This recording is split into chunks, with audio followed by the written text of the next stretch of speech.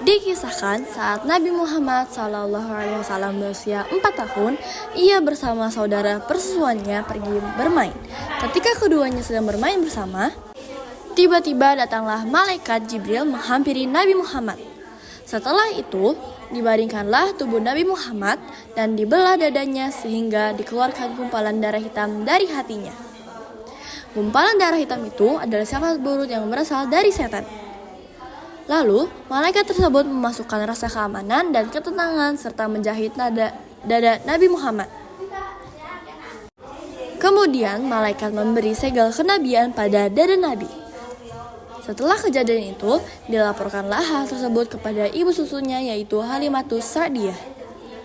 Lantas, Halimah langsung menjemput Nabi kecil dan melihat Nabi dalam kondisi pucat sambil menangis terseduh-seduh.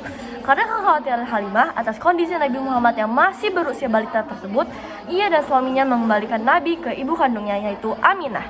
Kemudian, beranjaklah Aminah meninggalkan Nabi SAW dengan penuh kesedihan sambil berenang air mata karena begitu berat melepas kenangan indah selama mengasuh Nabi Muhammad.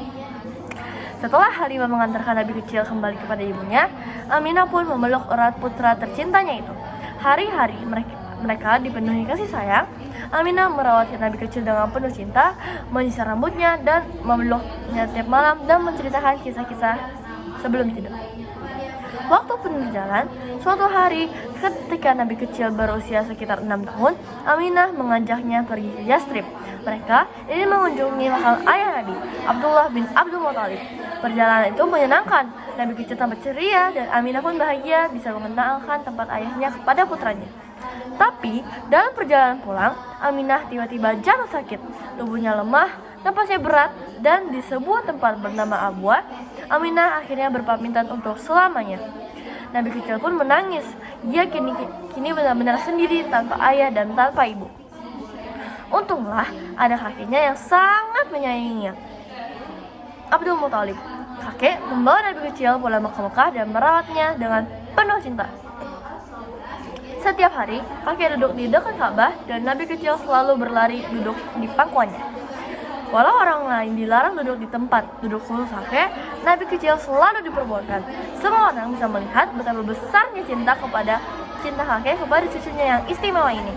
Namun, 2 tahun kemudian, kakek yang sangat dicintainya itu juga meninggal dunia.